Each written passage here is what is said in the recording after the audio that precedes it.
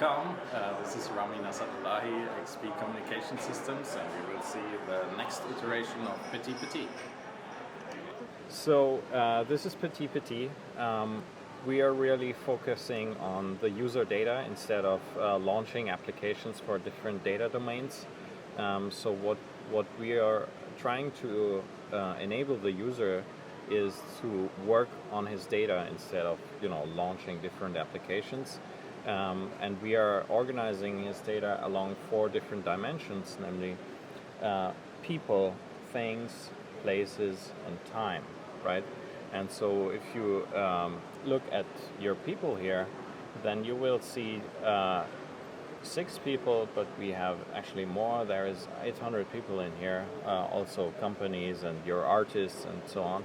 So I can drag out my friend Jesko, and the trick behind the whole interface is that the informational entities interact with each other. So if I drag Jesko near the people here, it's going to show me my friends that I share with Jesko.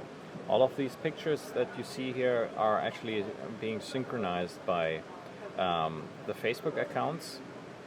So we can import our people from Facebook, Outlook, Google Contacts, and so on, and it will converge all of the data of these people, right?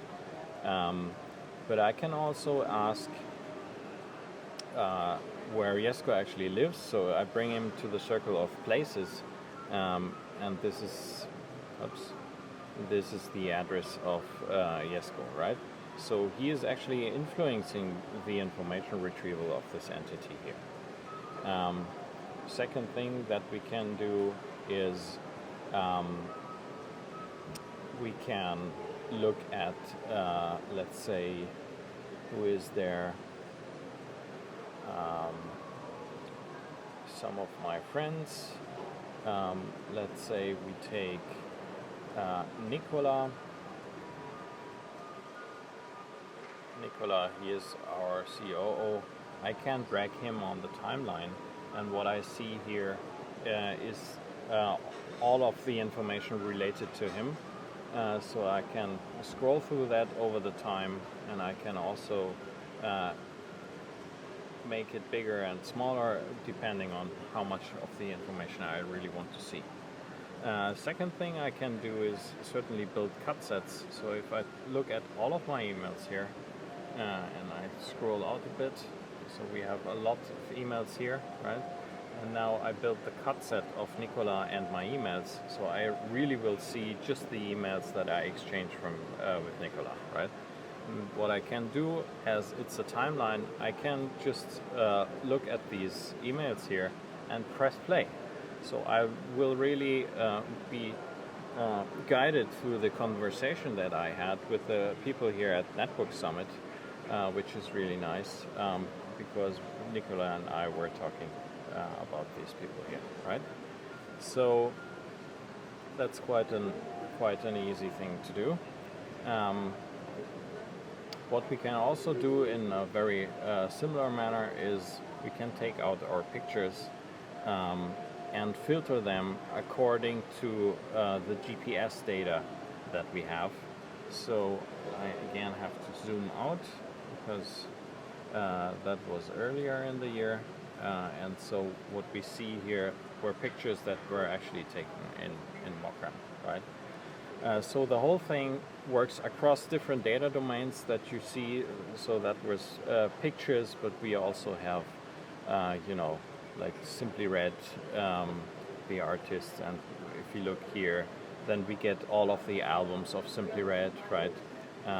We can Google for this album here very easily and see what's going on.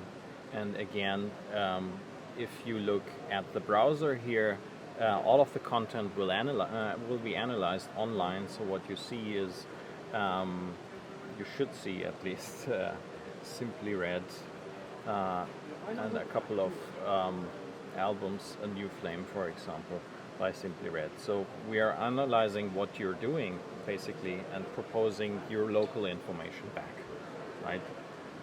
That also works when you generate a new thing with the text input method here. So what we can say is good news, and then it should have that was the wrong. So we have handwriting recognition and the text input here. But I can also switch on a traditional text input. So what I can say is, I think,